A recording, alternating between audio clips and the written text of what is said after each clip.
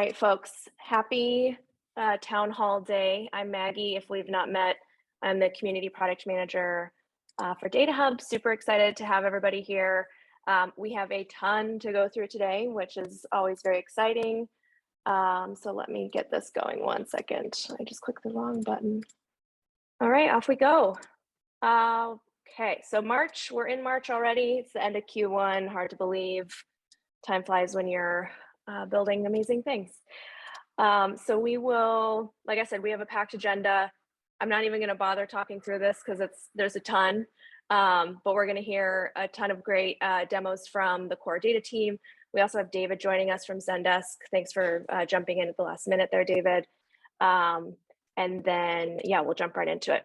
So let's take a look at our community growth. So we just, we're at around 2770 members. We increased 228 folks from the last month. So great continued growth there.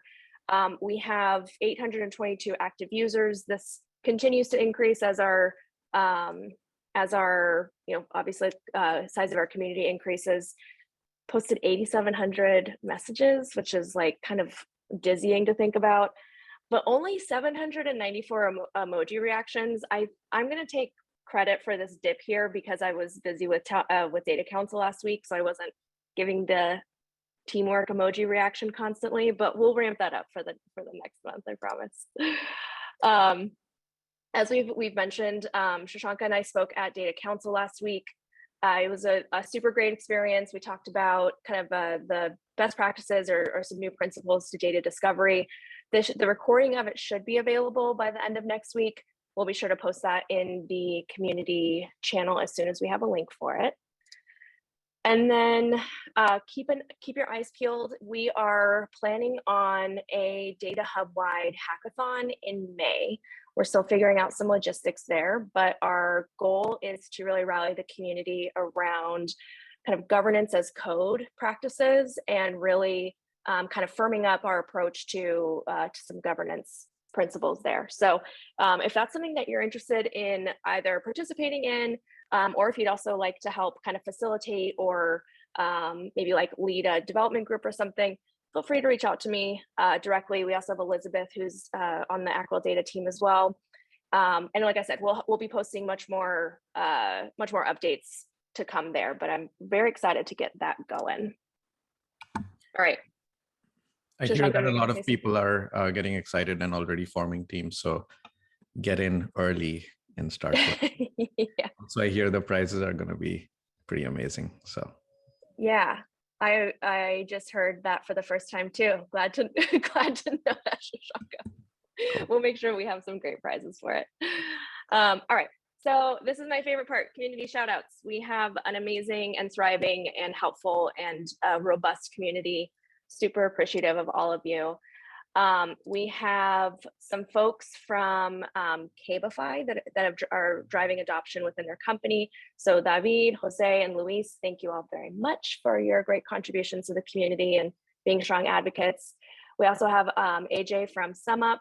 I asked him if he had other teammates. It sounds like he's been driving the initiative 100% on his own. So keep up the awesome work. It's fantastic to have you folks here.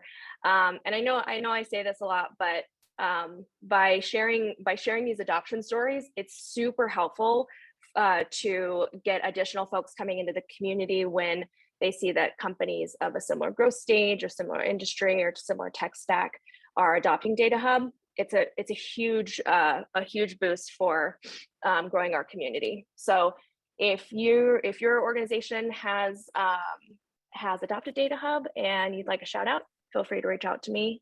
We can make that happen. So thanks to these wonderful, wonderful dudes. Code contributions. There's a lot. It's been a busy couple of months, or it's been a busy couple of releases, excuse me. But Shu Wang is driving an initiative to add notebooks as an entity. Eric L., which Eric, I think you're on the call, has been pioneering our iceberg source. I think we have a little bit of extra review left in that PR, but this is one where there's a ton of community interest and a ton of appreciation there. So shout out to you, Eric. Really appreciate it. David, we're going to hear from him in just a minute, but David's also driving our Protobuf integration. So really excited to show that off. And then we've just had some really great contributors. So Kevin went out of his way to update every single one of our links when we cut over our GitHub repo namespace. So we always appreciate the docs support there. So thanks to Kevin. We have Vishal and Pedro helping with our MySQL and BigQuery integrations. And then Kwong and Nanda have been pushing out some fixes to our Tableau integration. So super appreciative of the hard work that everyone's doing. We do, Shirshanka, I think we have a couple of regrets to share as well. So we were a little slow on turnaround for a couple of PRs. And just want to call out that as part of the recent cutover to the new namespace, it's really going to help us like streamline a lot of our processes. So we're really trying to be intentional about moving PRs through quickly. So once again, thanks a bunch to those folks.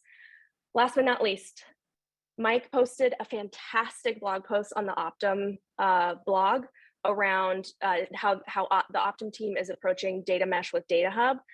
We'll share out this deck, so you'll have links to it, but I highly recommend taking a read there.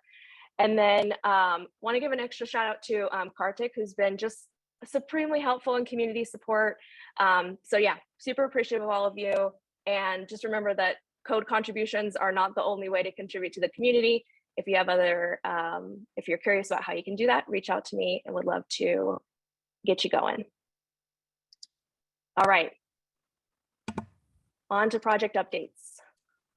All right, there's already so much that has been covered. I'm not going to belabor the point. We had a ton of PRs. I was literally shocked when I did kind of the math morning of.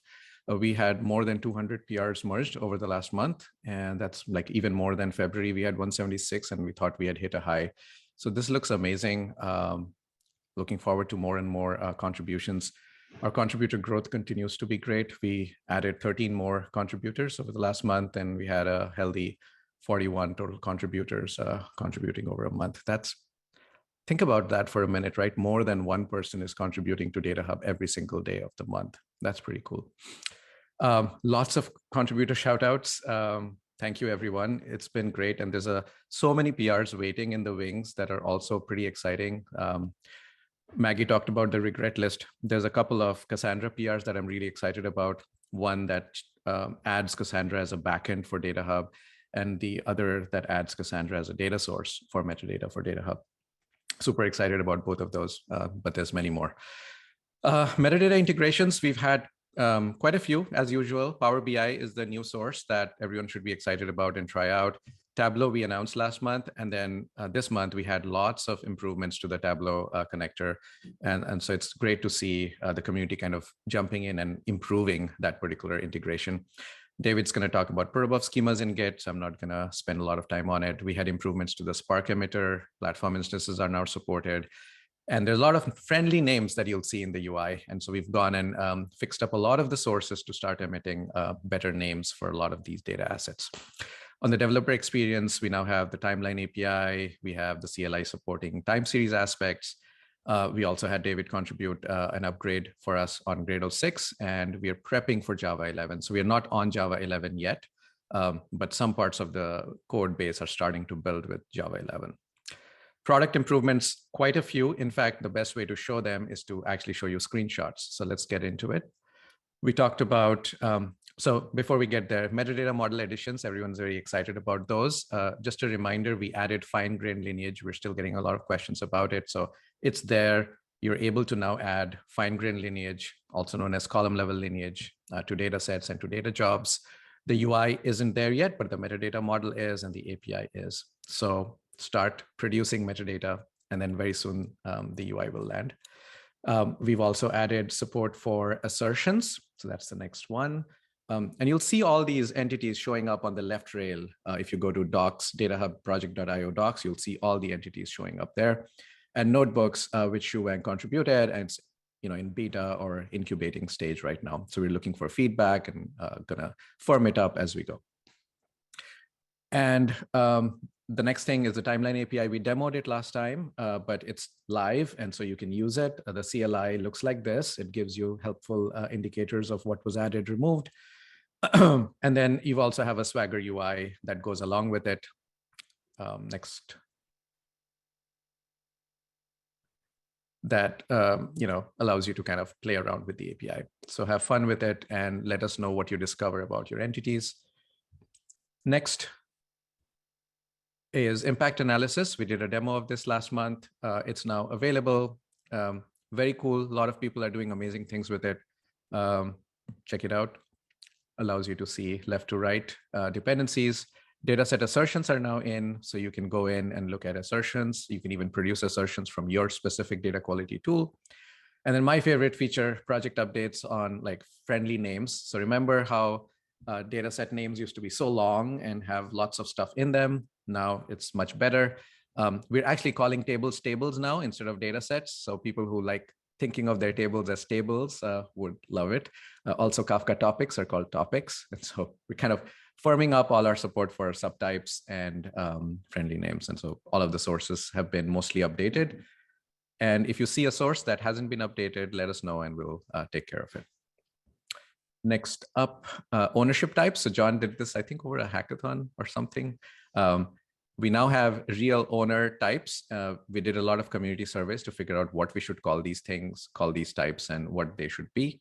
But now they're there, and you can assign technical owners, business owners, data stewards, and let us know if we missed something. And it's a dialogue. We are not saying that this is all you get, but let's talk about whether we need more or not. And you can see them in the UI as well. Soft deleted entities are no longer visible in lineage browsing. And if you actually go to the entity page for it, there's a nice helpful banner that tells you that this entity has been soft deleted. Next, autocomplete, some improvements there as well. You can see recent searches as you start typing.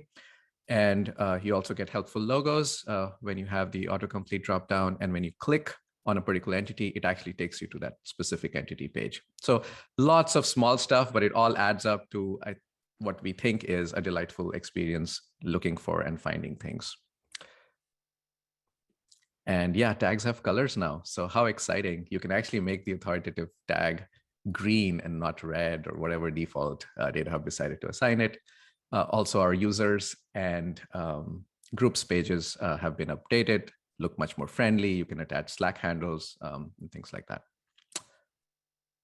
Awesome. I think that's pretty much it. It's a lot. So go have fun. The latest release should have all of these goodies in there for you. Yeah, that's a lot. Shirshanka, that's the fastest you've ever gone through so much content. Well done, sir. That coffee's got you going. Yes. All right, Dexter, I think we're over to you, correct? Yes, so I'll take over for the demo, but just doing a quick overview. So we did an initial round of improvements to the DataHub policies that John created about 2 quarters ago. I think everybody have been using it wildly, but I think we've got a lot of feedback on how to improve the policy experience. So we made some of those improvements on this round. So some things to call out. First of all, you can select multiple resource types instead of having to create one policy per resource type, which is a big pain. Second, you can apply policies to all entities in a domain. So like, for example, here you can see I did it for engineering and product. And finally, we added the ability to restrict the ability to view the entity page and some sensitive information like the usage statistics or the dataset profiles. So let me get into let me take over and get into the demo.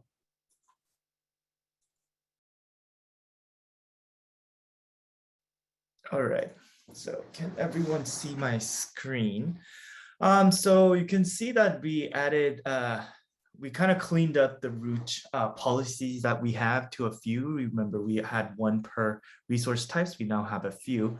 But for the sake of this, so this is the default page you will get. But for the sake of this demo, I'm going to deactivate some of these so that I am logged in as John Doe. That is the default user that we create. So that makes it easy for my demo. So I am John Doe now. I'm trying to access some of the data sets. So note that I deactivated the view entity page default policies. So when I go into try to see, let's say one of these data sets, I get onto an unauthorized page. So it doesn't even go to send the GraphQL. So let's start trying to give myself access to these data sets. So I can create a new policy, same as before. Let's say to John Doe, I'm going to give view entity page access. And now if you see here, you can see the changed page. So each of these fields, if not selected, will select all. So basically, if this is not selected, the privilege will apply to all resource types. Now here, I want to specifically give access to datasets, containers, and domains. And then I'm going to give the view entity page access. And I'm just going to give it for myself, who is John Doe, and then save it. So now once I save it, I should be able to get in the sample Hive dataset and be able to see the Hive dataset. So now we have authorization to see this datasets, but I only gave it for datasets, containers, and domains. So if I tried to get in a chart, for example, I'm still unauthorized. Now let's try to use the domain-based access. So I created a few domains and added some of the datasets to the domains. So let's try to see. I'm going to give myself access to just engineering instead of giving access to all datasets. So once I do that,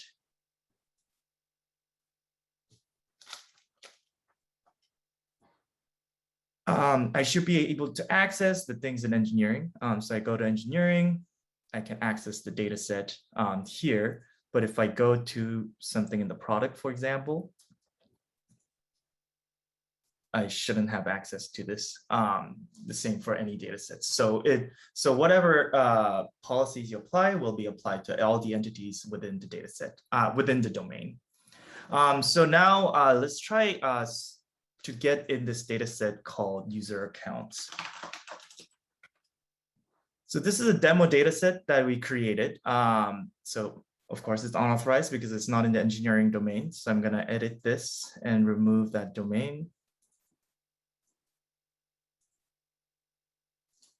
And so this one is a dummy data set that we created for statistics and profiles. So we actually ingested statistics and profiles. So this queries tab and the stats tab, as long as some of the stats information on this page should be shown, but it is not shown because we didn't give the authority to see those things. So let's go and give myself access. I'm going to create a new policy and say, I'm going to give John Doe sensitive information. And then I'm going to add myself to resource. I'm going to find the user account here and add myself to the user account resource. Privileges are called view dataset.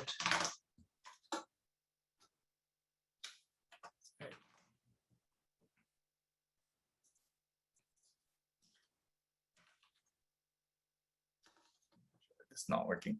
Select a resource type, Dexter. That shouldn't be the case, but okay. User account, and then view dataset usage, and dataset profile. So we divided into two small things, so usage stats and profile. So let's see what that does. So once I go back in here, sorry, demo hiccups always happen.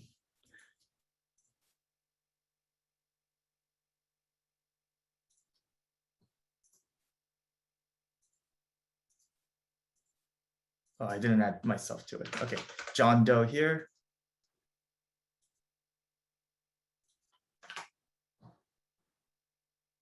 And now I should be able to see the queries instead. So the top queries, the top statistics, the sample values, these are most of the sensitive information that everybody called out to be hidden. So these are now hidden behind those things. So the view dataset usage will hide these top queries, top users, and the number of monthly queries, which are all usage statistics information. And then the dataset profile involves around the column statistics and the sample values. So all of these historical information on sample values will also be hidden if you don't grant those privileges. Try these out on your services. It should be out in the next release. That's it for my demo.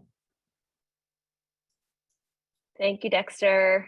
And yeah, Shirshanka just called it out. This goes on our list of almost failed demos, but we saved the day. We got it. We saved it. We always saved it at the end. Always come through. All right. And then I think we have Mr. Ryan. So let me share my screen again. Ryan, how are things going with OpenAPI? Yeah, so just a quick project update here. So I've created basically a way to auto-generate a OpenAPI spec and REST endpoints that actually include an object hierarchy. So like you see below in the added image, it actually includes all of the aspects under aspect type rather than you having just generic aspect and having to know DataHub's internals and know what aspects are all listed in there. So instead, you'll have that actually available as a model on the endpoint and be able to, query and add specifically that and have detailed messages on validating all of the fields that exist in each of those types and that kind of functionality. And of course, that comes along with the OpenAPI spec and UI that gets generated along with it.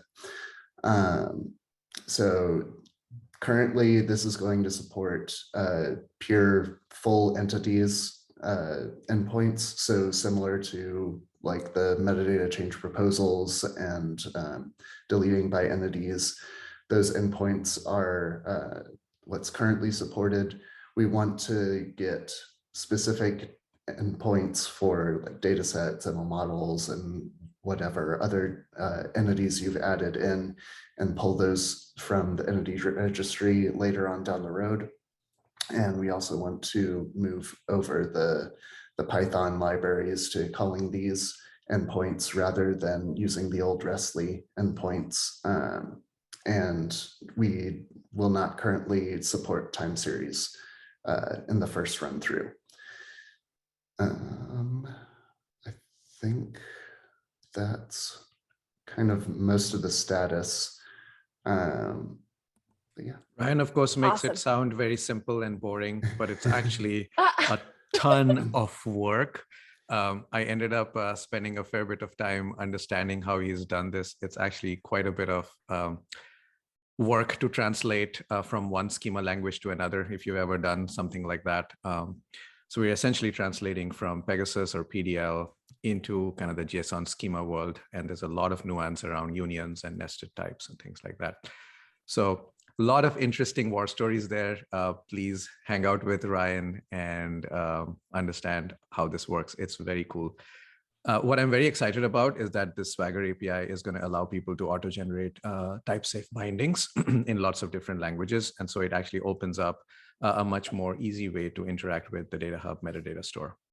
So, and it's, I think, coming, well, like the PR is pretty much ready. So it's probably coming either tomorrow or early Monday. So stay on the lookout for that. Cool. All right, thank you, Ryan. And then we will jump over to David. So David, I will let you take the steering wheel, drive. You know what I mean. Yeah, sounds good. Let's see here.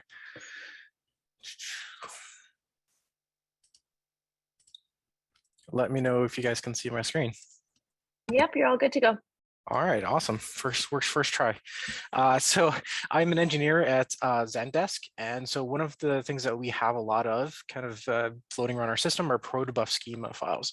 And so these Protobuf schemas get turned into messages in Kafka at the end of the day, but we have a lot of legacy in metadata and source code comments and all kinds of stuff that's in Protobuf. So let's get into kind of pulling that into DataHub for wider usage. Just going to hit a couple of different points, just kind of give you the top level, high level context of what's going on here. Some examples of just some basic schema and documentation ingestion into DataHub. And then we'll get into a little bit more advanced features about actually adding extensions to the Protobuf schema to annotate your messages to pull in even more data than was even that I thought possible when I started this. So let's go ahead and get right into it. So, I think like most folks who are using Protobuf, we have a CI/CD process that takes the text-based schema files and generates our Protobuf client libraries, our different client bindings. So this was kind of an opportunity, I think, for us to kind of inject ourselves into that existing process and pull in all kinds of information into DataHub, documentation, links, properties, tags, terms, ownership, and domain. On our future roadmap is kind of looking at also containers and deprecation status.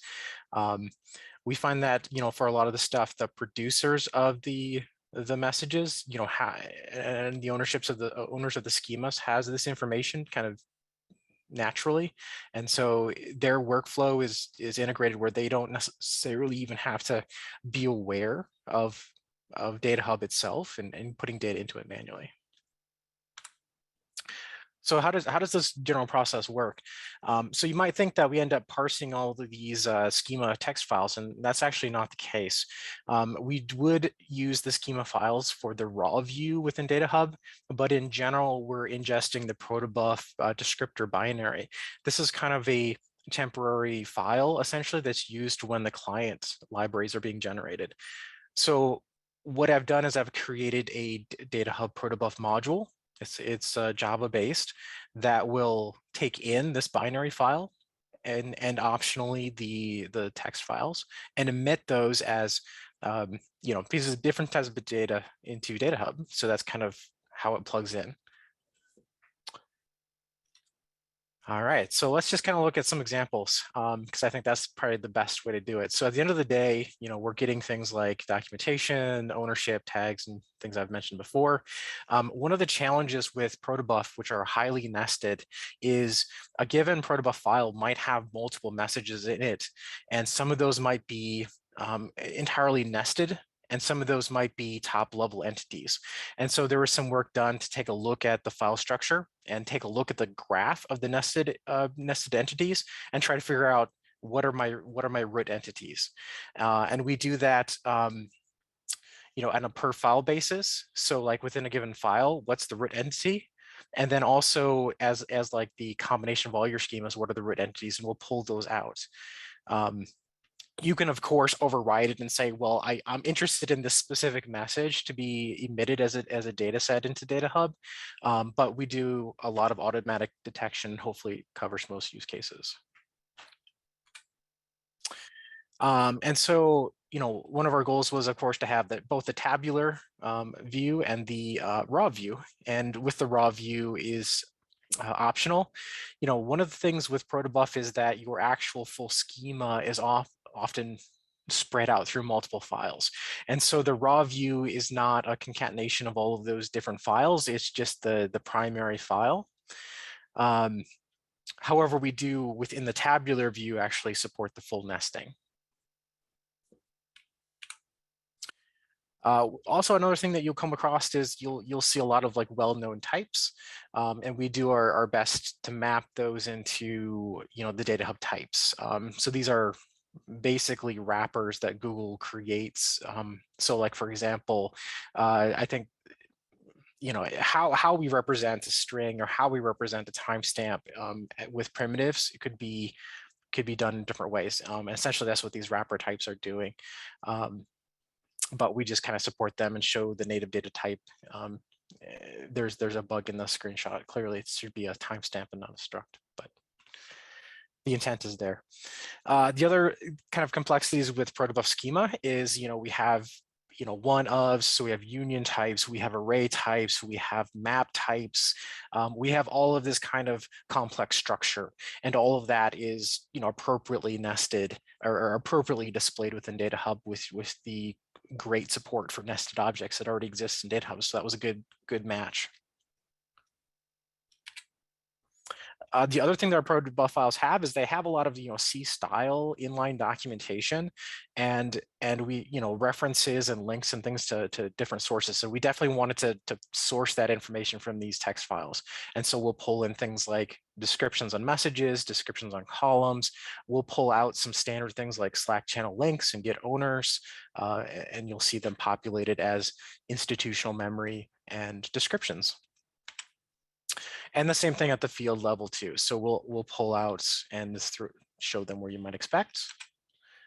The other thing we'll do is if there is a hyperlink next to a specific field, we'll definitely reference which field we're referring to with those institutional memory. The raw file descriptor set itself, we also decided to keep as a property. So this is a base 64 encoded binary of the file descriptor set, which could be reused down the line. Maybe we want to re-ingest that binary without going through a CI/CD process again, because we're just possibly updating the way that we're parsing that particular binary into DataHub objects. The other idea that we had is that this binary could be used to, at runtime, decode schemas. So we could, given a name of schema, go and look it up in DataHub, pull down this binary file, and on the fly generate the ability to read or decode that message. And this kind of bridges the way. So we also support primary keys. And this is also the first example of us where we're using an extension of the Protobuf field options. And we're going to go into the next section and talk about how we can do annotations. And this is one of the more simple ones. We're just adding the primary key now. Okay, so we're talking about Protobuf here. So Google has Protobuf version 2 where they kind of supported this ability to extend their internal types. So these are like options that are kind of around the compilation of the Protobuf files and not actually part of the message formats themselves. So the options and the annotations that we're creating here, while they are part of the client libraries and they are part of the binaries, they're not actually sent over the wire, and they show up even in Protobuf version 3 as generally unknown or without properly registering the extension. So it's just kind of ignored, which is great. So we can use it for our purpose and not affect anything else downstream. And there's two types. There's a message option and a field option. And we're basically just talking about message options or data set level options. Field options are column levels. So this would be like a definition here where we define, so our primary key, for example, is a field option. And then here, we're actually setting that on an actual field, in this case, a user ID. And then at message level or data set level, this is how you would interact with this particular metadata definition here. And in this case, we're passing tags on a data set. All right. The other thing that kind of we're supporting is you can actually emit a particular annotation as in multiple ways. So you could have something that is stored as a property, a tag, an owner, all at the same time. There's not, that one annotation can actually generate multiple aspects within DataHub. So the list that we support are properties, tags, tags and tag lists are basically the same, terms, owners, and domains as of today. Let's get into some examples. So this is kind of this is an overview of the types of Protobuf entities that we support. Like what types of annotations we'll support. So mostly we support strings, Booleans, enums, and then repeated, and I'll get into examples of those. So the first thing I want to talk about is domain ownership. So this is the ability to kind of teams or user ownership. So I'm going to create an annotation that can be repeated. So we can obviously have a data set that's owned by multiple teams. And then we also have this ownership type too. So like, for example, a data steward. This name of the annotation is actually, follows along with the enum type that's defined within DataHub. So data steward and those new types that were just added, as well as the legacy ones too. So the domain again is basically similar to, we're just going to create an annotation for the domain, and then that'll be again, sent to the data set. So this is how we would define that. And there's lots of examples on how to define that. And then this is how we would use it. So we have a message here. It's in the marketing domain. So the marketing would generate your marketing domain there. The team ownership here would be added to the data set as owners, as you would expect. By default, it assumes a corp group. However, you can always override it by specifying the corp user instead. And in this case, we exposed it as both domain objects, owners, and then as well as properties. So I'm just pointing out that you're seeing it in both places. Wherever we're using a repeated or an array of values in the properties file, we'll naturally turn those into arrays, JSON arrays. All right, so there's a lot of different types of properties. So this is like us just defining the different kinds. But at the end of the day, this is kind of the output, right? So you can define, prop 1, 2, and 3, Booleans, string values, lists, and protobuf enum types. We can also export tags. So, tags on both the message or the field levels. So we define them like this. And again, this is more of the same. But at the end of the day, you might have a message that has annotations like this, and they're generated on the data sets. These are this particular field details. Again, the exact same thing, automatic generation of tags. And then we can do the same thing with the terms. The only difference with the terms is that the terms must exist within DataHub before you try to ingest this. We're not actually creating new terms. We are creating new tags if they don't exist. But in this case, this must exist. I'm creating a protobuf definition here. These integers don't matter, but it just allows me to use them either as an enum or as a fully qualified term. And those, again, will work on either data sets or columns. And so just in summary, we're taking information and annotations from protobuf files, and we're sending all the information over to DataHub. That's it for me. Amazing. Just Thank want to you, say that David. this is, just want to say that this is actually really cool, and it really fits in with what we are trying to drive in kind of data cultures around the world. Shifting left is what we're calling it, giving data producers tools to produce metadata right next to where their data definitions live. And this is one part of that story. Huge thanks to David and the entire team for contributing this. We have similar support for DBT, right?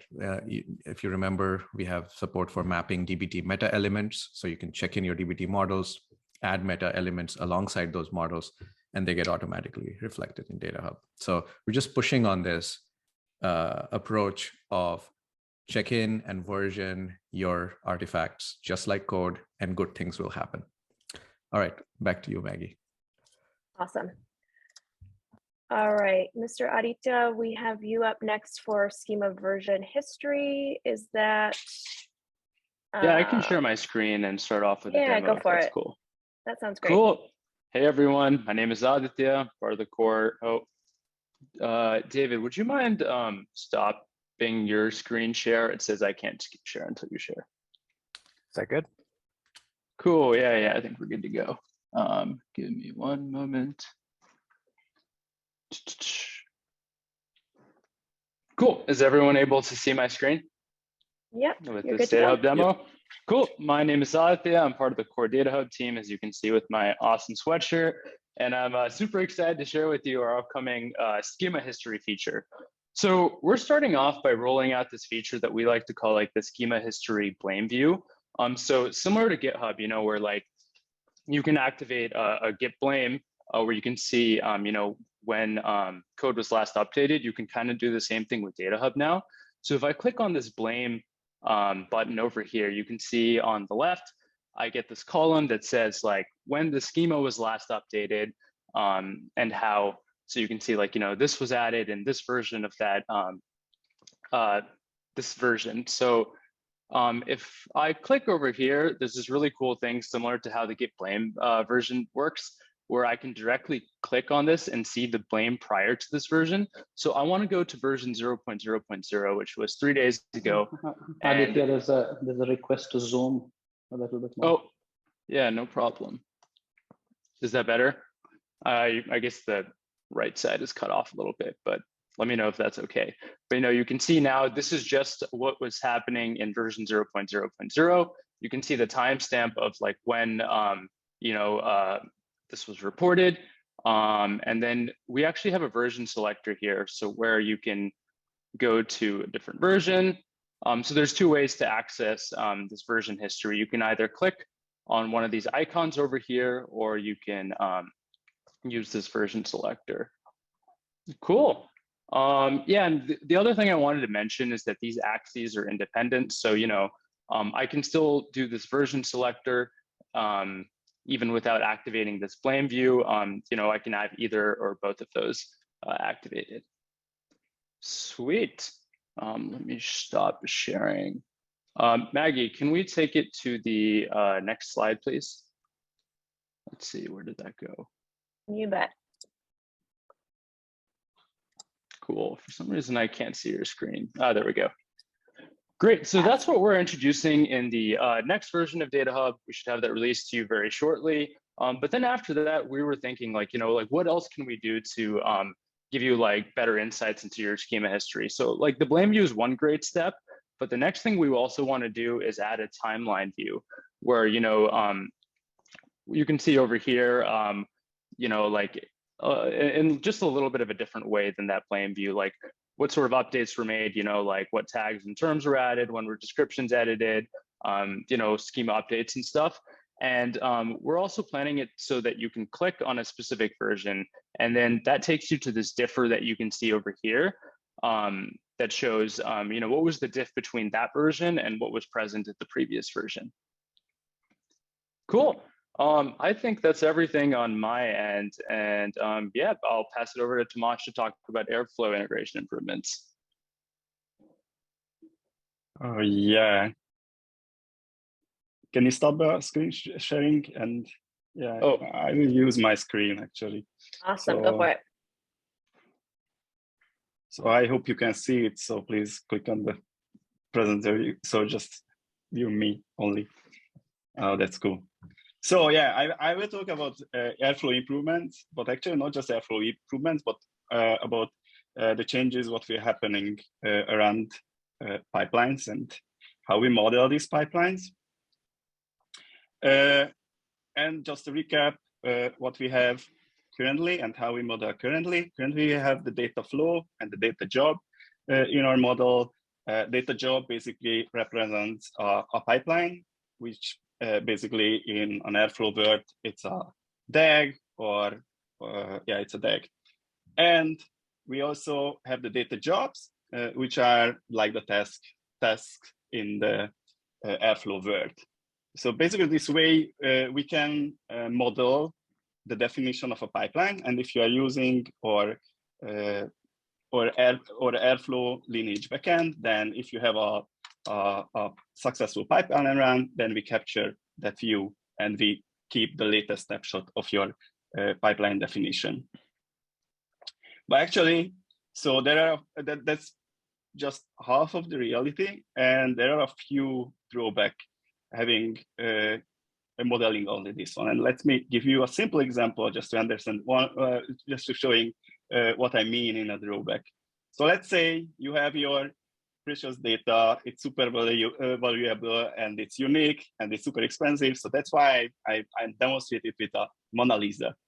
So you have your daily pipeline runs, and then somebody changes in your pipeline, maybe removes some output. So that someday your Mona Lisa, your super expensive data will change. You know that somebody drew a face onto your Mona Lisa, and you are doing your job, your daily job, without worrying anything and knowing anything that something happened.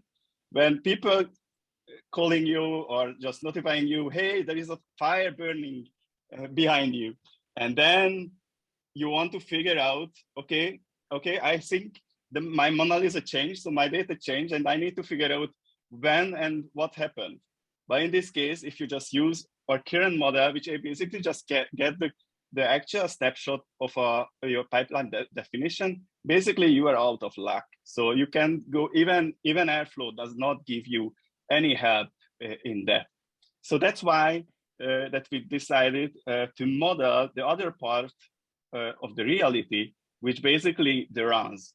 So this new entity is the data process instance, which actually captures basically captures the run of a data flow and or an execution of a data flow, and also an execution of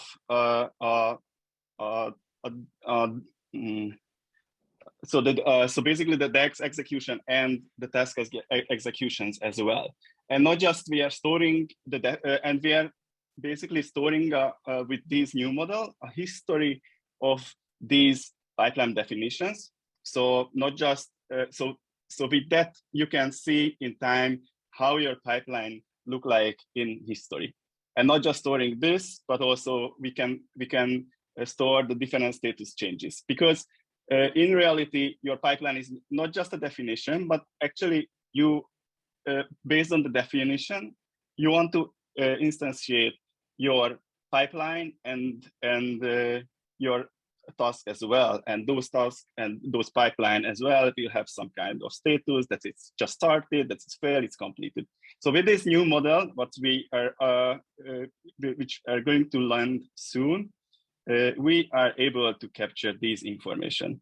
But I guess it's just a boring model what I show you. So maybe let's show with a real demo how this would look like.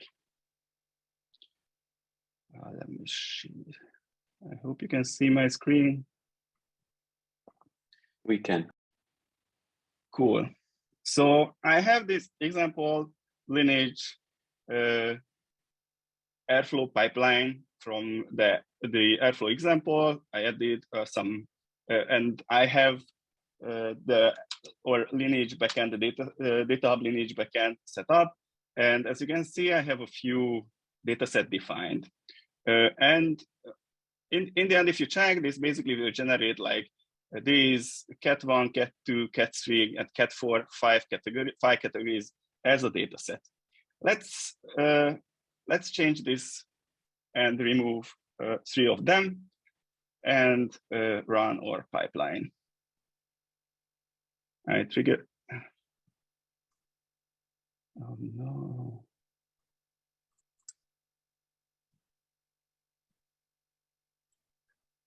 Okay, let me run it again. Okay, so this pipeline should run and it finishes. And if I go now to DataHub, if you use the pipeline, so if you say emitted pipelines, this screen can be familiar for you, to you. And if you click, like in this last one, there is a new tab called runs. If you go to the runs page, it basically shows the last couple of pipeline runs.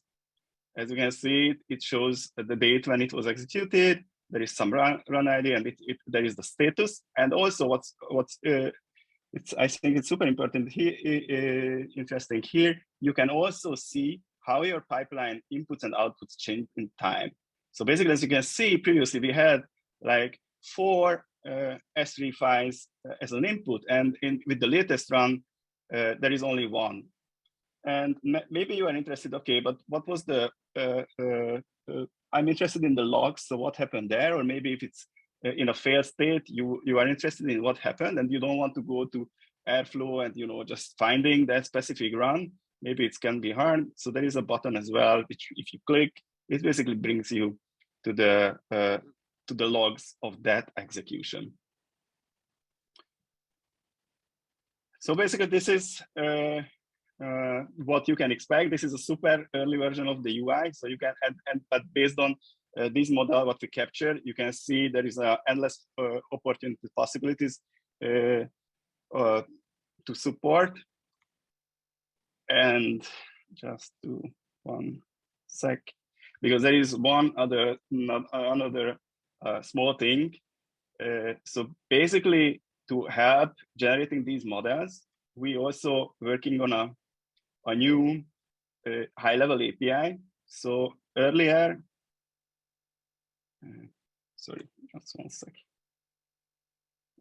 So earlier, just to creating a simple pipeline, you had to write like this amount of code. 1 second, I try to zoom in a bit just to show you.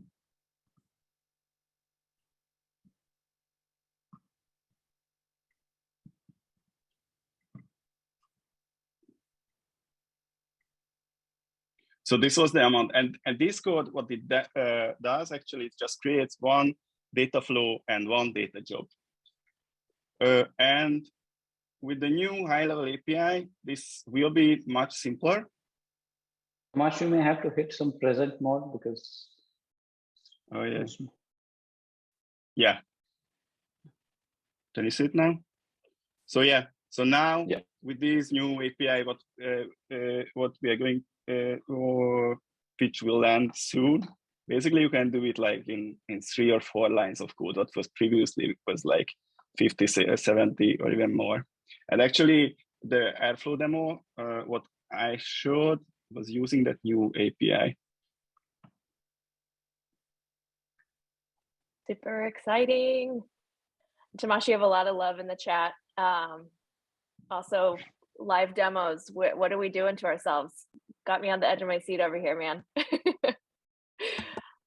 All right, let's, thanks so much, Tamás. It's super exciting. And this is one, so we're starting with Airflow, but really, this is something that we're trying to start to rally the community around, building on integrations for tools like Dexter, Prefect, so we can definitely start to extend out these principles more broadly as well, not just Airflow.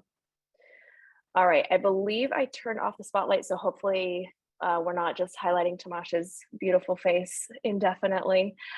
Pedro, we're gonna pass it over to you. Just a quick time check, we have 5 minutes left and 2 more demos plus a roadmap update. So I think let's just keep going. And if folks need to drop off, we always have these recorded and we'll be posting them to YouTube, but we'll just power on through with our very aggressive agenda. So Pedro, over to you, my man. All right then. So hi everybody. And my presentation is to talk to you a little bit about rollbacks and the sort of changes that we've done around those.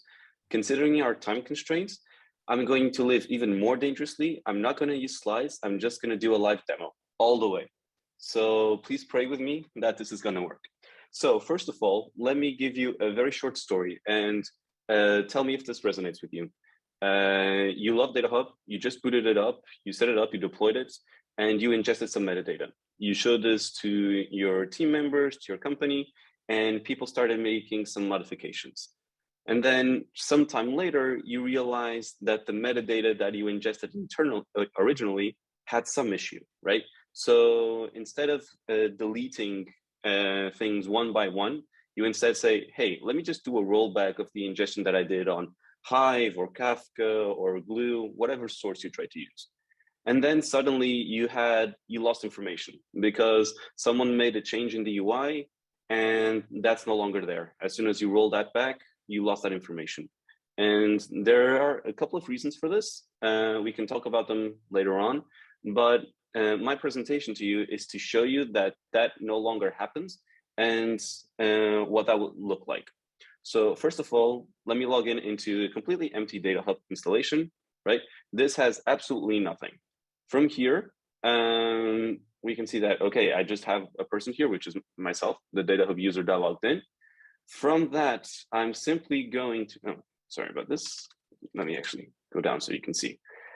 From there, what I'm going to do is simply ingest some metadata.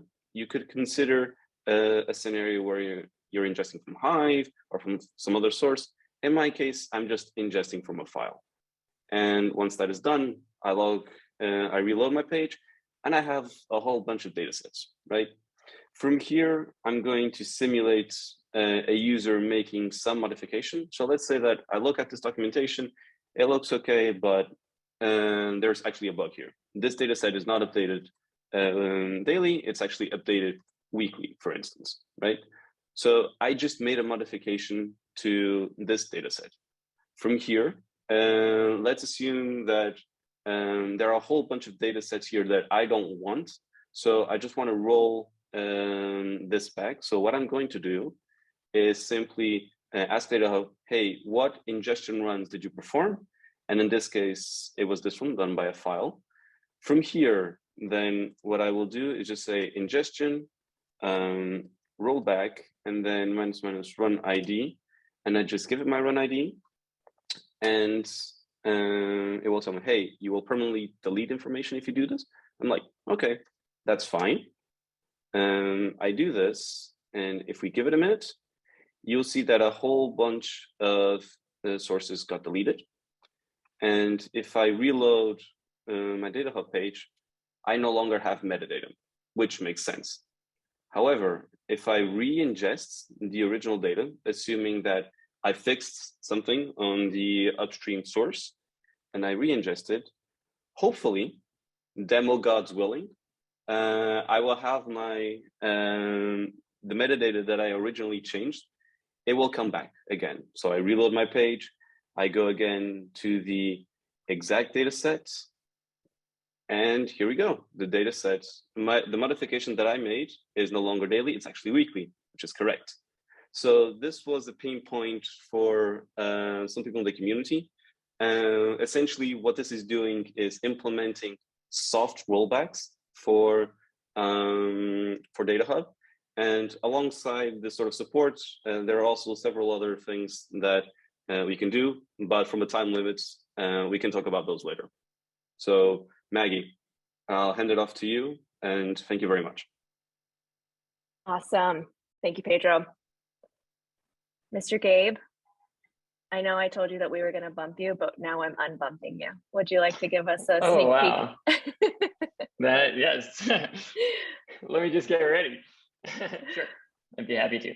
Yeah, so I just wanted to give a really brief sneak peek about a feature that we're working on that's going to be inherited properties from containers and domains. And it's something that's in development. I'm really curious to get feedback from the community. So I want to just quickly talk about it and, let me know what you think. And if you're watching this as a recording, you can still let us know what you think. It doesn't have to be in real time. So if you're just, this is some other moment in time, you come into the DataHub Slack channel and give us your thoughts. So a few town halls ago, we introduced this concept of domains and containers. And these are entities that are collections of other entities.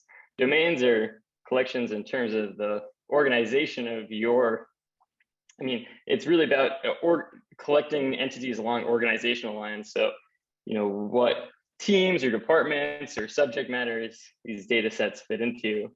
And containers are about organizing your data sets in terms of how they're physically stored. So what database or project or schema that entity lives within. And so what we're working on is displaying these types of properties like description, tags, terms, and owners that came from either the domain or the container that a data set's within on the datasets page itself. So here you can see in a mock, this is a description being inherited from a domain, tags being inherited from the database or the schema that they reside within, and owners being inherited as well. So, what you might often see is that for a given schema or database or domain, some of these properties are universal and you don't want to have to go and apply them everywhere. In terms of the technicals, the way this would be implemented is a virtual inheritance. So instead of actually writing this tag or writing this description to all the entities within the domain or the container, we would just pull it in on read time and merge along with context these properties from their parents. What we'd love to hear from you folks is, do you feel like this is going to, as it stands, does this make sense? Would this be overwhelming? Is this kind of the type of information you would expect to see on a dataset page? Does it, is it feel intuitive? We're also curious about the cases in which you'd imagine this inheritance being pulled in. For example, we're showing this on the dataset page. Would you also imagine this inheritance being pulled in on search? Would you always want these properties to be inherited or only certain properties? Does it depend on whether you have already applied tags or not. So what cases, I guess, would it be intuitive for this inheritance to happen? And what cases do you feel like it wouldn't be intuitive? We're also really curious to hear about that. Yeah, so I know we're time crunch, so I can kind of wrap up there, but interested to hear feedback from the community. Yeah, thanks so much, Gabe. And this is one, I know that there's a handful of folks, I think actually on this call that that folks have specific use cases for this. And Edward, I think you're asking what's the best channel. I think for this one, where do we think, Gabe? Is it maybe UI? Yeah, we can do UI. Sounds good. Yeah. So go ahead and post your feedback there, and then Gabe, let's also drop a screenshot of it because I think it's the detail of it. Let's make sure that folks can really understand the detail of how that would be rendered. All right. Absolutely. One more thing for us to get through. So let's talk roadmap really quick. So I am over the moon, thrilled to announce that we hit every single initiative we set out to accomplish in Q1. I told the team yesterday, in my many years of building out quarterly roadmaps, never in my life has this actually happened. So I don't know how I got so lucky to work with these wonderful humans, but I am just so overjoyed and grateful for all the hard work. So this is a screenshot of our roadmap view. We talked through a ton of these, actually a ton of these features throughout this talk, but really what I just want to give a huge shout out.